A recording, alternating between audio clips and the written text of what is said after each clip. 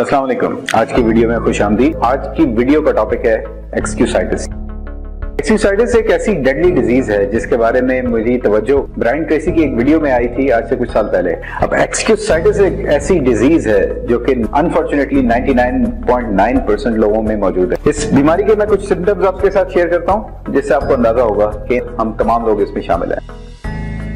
Excusitis बीमारी का पहला सिम्टम है कि मैं सुबह उठ नहीं सकता हूँ क्योंकि बहुत सर्दी है। नौकरी मुझे नहीं मिल पा रही क्योंकि मेरी कम्युनिकेशन स्किल बेहतर नहीं है या मेरे पास सिफारिश नहीं है। बिजनेस नहीं कर सकता हूँ क्योंकि मेरे पास पैसा नहीं है या मेरे पास तजर्बा नहीं है। हाइट छोटी है, मैं टीम कोई ज्वाइन नहीं कर सकता हूँ, आर्मी में सिलेक्शन नहीं हो सकती, 100 तरह के मसले मसाइल। और इस बीमारी में मुब्तला होने की कोई उम्र नहीं है। ये बच्चों में भी पाई जाती है, बड़ों में भी पाई जाती है, बूढ़ों में भी पाई जाती है, जवानों में भी पाई जाती है। हर उम्र के लोग इसमें मुब्तला है।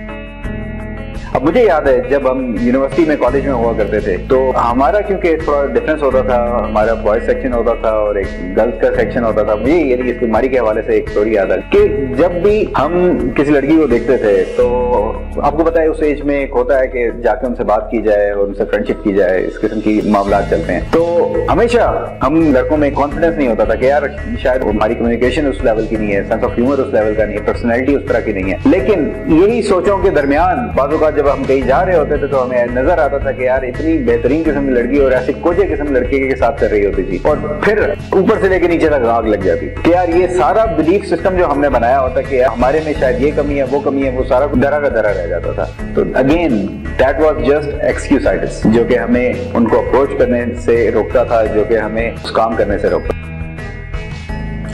अच्छा, एक्सक्यूसाइटिस की ऐसा नहीं है कि इसकी कोई इलाज नहीं है, लाइलाज बीमारी नहीं है। फॉर्चुनेटली इसका इलाज मौजूद है, बस चाहिए तो एक पॉजिटिव दिमाग चाहिए, पॉसिबिलिटीज को देखने वाली नजर चाहिए और इंशाल्लाह इसका हल किया जा सकता है। और मैं आपसे कुछ ऐसे एंटीडोट्स आपसे शेयर करूंगा कि जो आप अगर अपनी लाइफ में, अपनी हैबिट्स में ले आएंगे वो आदत, तो आप इस बीमारी का आसानी से मुकाबला कर लेंगे।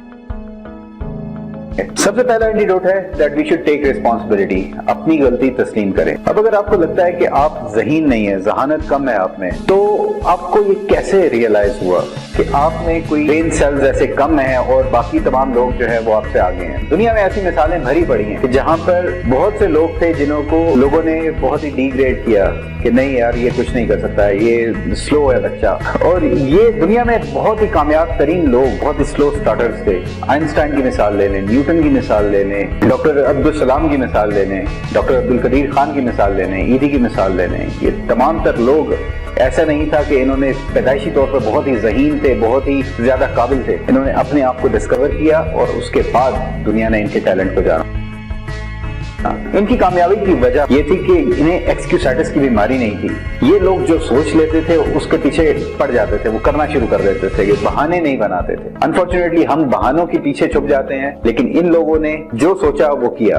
टेकिंग रिस्पॉन्सिबिलिटी के पस मंजर में एक और चीज है कि बहुत से लोग कहते हैं कि मैं कोई काम शुरू नहीं कर सकता है, मेरे पास तजर्बा नहीं है। दुनिया में जितने कामयाब तरीन लोग हैं उन्होंने तजर्बा कहीं से खरीदा नहीं है, उन्होंने गलतियां की हैं, बार बार की हैं। थॉमस एडिसन की मिसाल हमारे सामने है कि जिसने 1000 से ज्यादा तजर्बे किए और नाकाम तजर्बे करने के बाद उसने लाइट बल्ब की इजाद की। और वो लाइट बल्ब जो आज से उसने सैकड़ों साल पहले बनाया था, वो लाइट बल्ब आज पूरी दुनिया को रोशन कर रहा है। तो ये वो लोग होते हैं जो एक्सक्यूजेस के पीछे नहीं छुपते, फेलियर्स के पीछे नहीं छुपते, बल्कि जो सोचते हैं वो करते रहते हैं। और अनफॉर्चुनेटली कल का ये एक वाकया मेरे जहन में अभी घूम रहा है। हमारे यहाँ ये एटीट्यूड है कि टीम में सिलेक्शन ना हो तो हम खुदकुशी कर लेते हैं। इतना हम बेबस अपने आप को फील करते हैं कि ऐसा क्यों है। हमारी जहनी तरबियत उस तरह की नहीं की गई कि यार फेलियर अगर है तो फेलियर को आपने अबूर करना है। अगर आपने बड़ी किसी मंजिल को पाना है तो आपके रास्ते में बेतहाशा रुकावटें आएंगी और ये रुकावटें ही असल में आपको मजीद ताकतवर बना रही हैं ताकि आप बड़ी मंजिल को पा सकें। दूसरा एंटीडोट है that you should always think of possibilities. अब जब तक आपका फोकस रहेगा अपने टारगेट पे और उसको आप अपने जहन में रखेंगे कि यार ये पॉसिबल है, तो आप उसकी तरफ बढ़ते जाएंगे। मुश्किल टारगेट्स हर एक के लिए रहे हैं, तारीख भरी पड़ी है। पॉसिबिलिटीज की तरफ हम देखें तो एक हमारे पास सामने मिसाल आती है Shaukat Khanum cancer memorial hospital की। इमरान खान की वालदा को जब कैंसर हुआ तो वो उनको लेके बाहर के मुल्क में चला गया, लोकली उसने इलाज कुछ कराया, उसके बाद यहाँ पर जब इलाज नहीं हो सका तो वो बाहर के मुल्कों में ले गया, बहुत पैसा खर्च किया उसने, कर सकता था, उसके पास वसाइल थे, लेकिन वहां पर जाके जब वो उनका इलाज नहीं कर पाया और जब वो फौत हुई तो उसके बाद उसने रियलाइज किया यार मैं तो ये चीजें अफोर्ड कर सकता था, लेकिन पाकिस्तान में ऐसे कितने ही कैंसर के मरीज होते होंगे उनके पास इलाज नहीं है। और उसने फिर ये एक अहद किया अपने साथ कि मैं जो हो सका वो करूंगा, और फिर दुनिया ने देखा कि किस तरह उसने गली गली कूचे कूचे में जाके पैसे इकट्ठे करके एक बहुत बड़ा कैंसर का हॉस्पिटल बनाया। और दुनिया में इस वक्त कोई फ्री कैंसर के हॉस्पिटल्स नहीं है, जबकि शौकत खानम हॉस्पिटल में 70% लोगों का इलाज मुफ्त किया जाता है। दूसरी मिसाल अगर हमने तो ईदी की मिसाल हमारे सामने है। ईदी साहब की शख्सियत इतनी आम सी सादा सी शख्सियत थी कि कोई उनको देख के ये नहीं सोच सकता था कि यार ये बंदा इतना बड़ा कोई कारनामा कर सकता है। उसके दिल में जो इंसानियत के लिए दर्द था और जो ईमानदारी थी, और उस ईमानदारी की वजह से उसने वो कर दिखाया कि जिसका कोई तस्वर भी नहीं कर सकता था। आज ईदी एम्बुलेंस का नेटवर्क दुनिया में सबसे बड़ा एम्बुलेंस का नेटवर्क है। Guinness book of world record में ये चीज मेंशन की जा चुकी है कि इतना बड़ा एम्बुलेंसेस का नेटवर्क दुनिया में कहीं नहीं है, और ये सब एक सादा सी तबीयत के इंसान ने कर दिखाया। और पॉसिबिलिटीज के बारे में ही सोचें तो पाकिस्तान के न्यूक्लियर प्रोग्राम की अगर तरफ देखें हम, तो ये भी एक नामुमकिन सी बात थी।